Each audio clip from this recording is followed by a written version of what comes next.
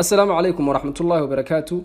halkani waa Somali Trading Community waxaanu ka hadli doonaa casharradeeni ku saabsanaa intermediate to professional course ee forex trading course-ka casharkani waxa uu noqon doonaa casharkeeni labaad.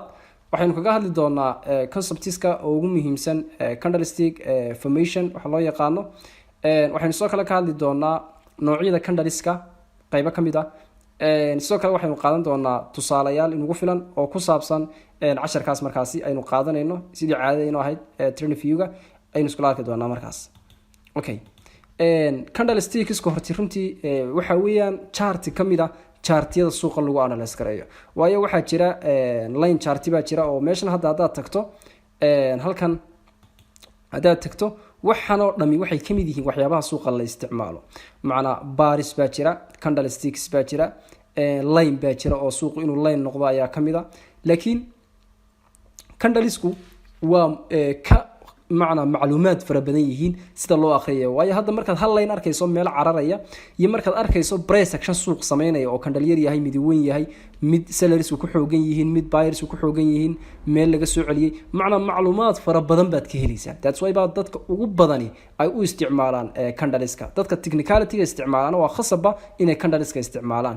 dadka line-ka isticmaala inta badan waxay u badan yihiin dad ama robot isticmaala ama another option kale isticmaala ama wax kale ay caawinayaan ayaa inta badan isticmaala qodobkaas line-ka iyo wixii la midaba.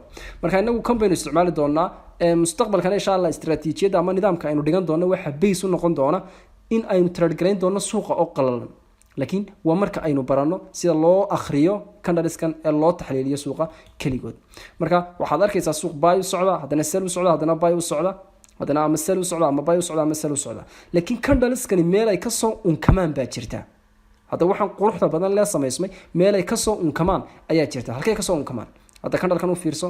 candlekan calaamadahan buu leeyahay oo runtii markaynu ka hadlayno waxa loo yaqaano candleka qaybahan buu ka kooban yahay. wuxuu leeyahay candlekani maxay week buu leeyahay oo macna calaamada yar dhuuban ee xaggan iyo xaggan inay ka baxda laga yaabo. waxa loo yaqaanaa rejection ama week hadba saad u taqaanaba. meeshan buuran waa ubucdii candleka, macna waa borigii candleka oo waxa loo yaqaanaa maxay body of the candle.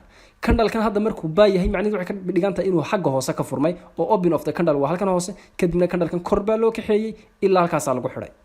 macna meeshaasi waa meel inta la gaarsiiyay laga soo rejection gareey, laga soo celiyay price-ko waa meesha u sarreeyay qiimuhu gaaray oo waa high. halkana waa halkii uu hooseysu gaaray. kana sidoo kale waa la mid inta in leeg buu sameeysanaya. haddaba u fiirso waxaad ka soo qaadaa candlekan oo kale. hadda waxay niri candle baa sameysmay. candlekaas sameysmay waxa ku dhacay candlekaas sameysmay markii hore meeshaas ka furmay. tusaale ahaan meeshaas ka furmay, maadaama meesha ka furmay hoos baa loo kaxeeyay. marka hoos candleka loo kaxeeyay macnaheedu waxay ka dhigan tahay de candleka hadii hoos loo kaxeeyay sell buu noqon lahaye. hoos baa loo kaxeeyay oo sell buu ahaa, then buy hoos baa laga soo galay, buyers ka soo galay, kor bay u wadeen halkaas ay gaarsiiyeen. kadibna sellerski baa hadana ka yara soo galay ama ka buyers ka baxayo rejection baa lagu soo sameeyay. kadibna candleka hadda saas uu noqday. markuu hadda candlekaasi sidaa noqday maxay ka dhigan tahay akhris ahaan? maxay ka dhigan tahay? waxay ka dhigan tahay de meeshan waa borigii candlekani bartuu ka furmay ma halka hoose maya. hadduu halka hoose ka furmay candlekani meesha muu taagnaadeen. meesha uu ka furmay waa halkana. laakiin markii hore hoos loo kaxeeyo hadana kor baa loo soo kaxeeyay ilaa halkaas qiimaha la gaarsiiyo waa high. halkaas waa close of the candle-ki. meesha waxay noqonaysaa waxaan ku sheegayno waa week awana lowgi suuqa. hadda kan u fiirso. kan oo kale waxaad soo qaadaa waxa soo galay maxay suuqa sellers baa soo galay. markuu furmay hoos bay u kaxeeyeen, then hadana buy bay u kaxeeyeen. maadaama bay suuqa u wadaan waxa laga yaabaa candleka hadda qiimi colorkiisu xitaa wuu isbedelaya oo muxuu noqonayaa buy. okay, halkaas rudeedna tagay. kadibna maxaa ku dhacay candlekii waa la soo qiimo riday openkii baa la keenay. markuu meesha in yar sidaa u dhaafo candleka qiimihiisa waa isbedelayaa. qiimihiisa muxuu ku noqonayaa casaankii ama selkii buu ku noqonayaa. candlekanadaa maamuli karaya. marka halkaasuu tegay hadana waa la soo celiyay meeshaasaa la istaajiyay. macnaa candlekaasi markaas sidaasuu ku noqday sel, sidaasuu ku noqday. candleskan samaysmayna basically sidii u samaysmaan waa sidaasa. oo hadda dad kan u fiirsato waxaanaynu calaamadinay high waa meeshuu sarreysay la gaarsiiyo, close waa halkan lagu xiray, kan body waa kan buuran ama waa ubucdan, open waa meeshuu ku furmay oo de candlekani halkan saruu ka furmay, low meeshii uu hooseysu gaaray waa halkan. basically intaas laga doonay inaad fahansantahay. calaamadan dheerna week ama rejection baa runtii loo yaqaanaa. hadba sidii ku fudud ayaad u bixin karaysaa.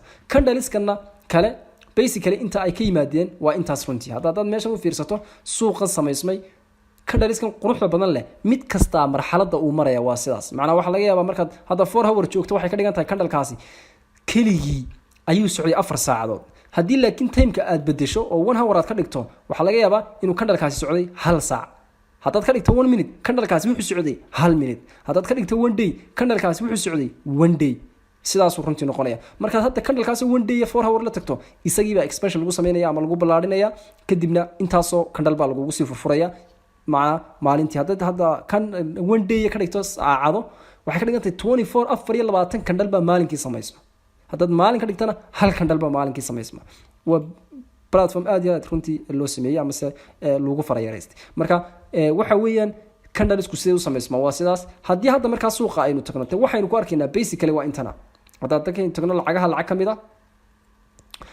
tusaale ahaan lacagtan baan tegay waa quwadda dollarka ama waxa loo yaqaano DXY hadda meeshan u fiirso maxaa ka dhacay candleskan ha ku kala badnaadaan sellersku iyo buyersku laakiin basically candlekan sida uu u samaysmaya ama meesha uu ka yimi waa sidaas hadda candlekan u fiirso muxuu sameeyay waa halkan waxaynu ku calaamadinay oo niri meeshaas maxay noqonaysay waa borigii candleka openkiisii mee waa halkan hoos ka furmay oo waa halkan hoose halkaasi waa halkii hoose candleku gaaro markii hore sel loo yar kaxeeyay halkaasi waa haygiisii close-kiisii waa halkan u fiirso hadda labada candle farqiga u dhaxeeya labada candle u fiirso this one and this one labadaba buyers baa ku jira waana 4 hour laakiin kan more buyers baa ku jiray buyers fara badan baa ku jiray meesha laakiin there's no buyers wax yan baa ku jira macnaheedu waxay ka dhigan tahay macna candleku waxa uu marka uu hadda xidhmay buy buu ahaa laakiin candlekan iyo candlekan de momentum ka lagu bartaa awoodda markaas buyers ka wada iyagoo sellersna waa kuwana candlekan waa xoog weyn yahay kan waa yar yahay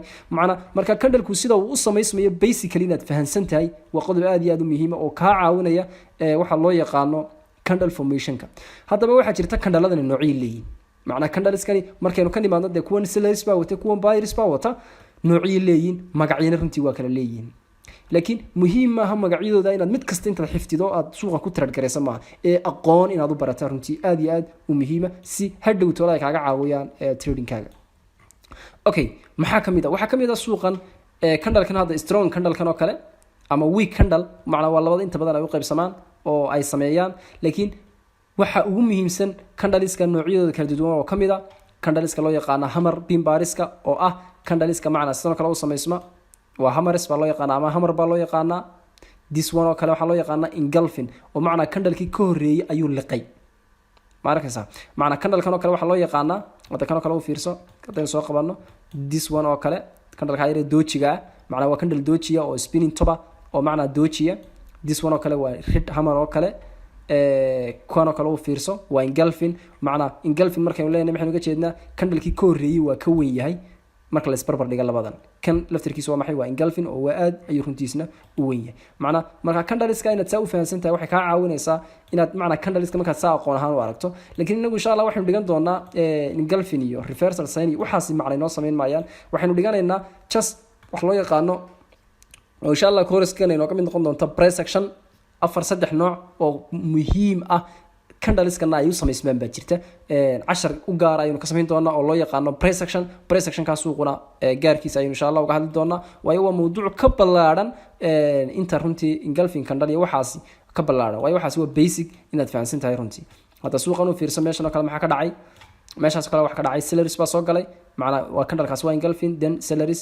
buyers laakiin candleskan waxay u sameysmeen ama basically ka soo bilowdeen markoodii hore waxa weeyaan inay ka soo bilowdeen saacad kasta tagta ama meel kasta tagta runtii inta ku sameysmaysa waa inta hadda meeshaas kale hadaan doonayo inaan ku sameeyo cut tusaale ahaan example baan doonaya bartaa ka hadso hadda suuqa wixii xagga inaga xiga waa jarnay u fiirso candleskaasi see u sameysmaan runtii u fiirso okay hadda this one candle baa sameysmay okay u fiirso okay waxa sameysmay maxay candle baa sameysmay macna candlesku siday ilaa maanta u soconayaan waa sidaas si u soconayaan waa sidaas hadda buy baa suuqa sell buu soo daatay saas u soconaya macna marka muhiimaddu waxa weeyaan inaad fahmi karayso waxa loo yaqaano suuqan hadda soconaya ma candleskani ma buy baa mise waa sell basically ishaad kula arkaysa laakiin inaad fahmi karayso where is going on xagee loo socdaa adoo la kaashanaya directionkii iyo trend linekii trendy marketka aynu kasoo hadalnay.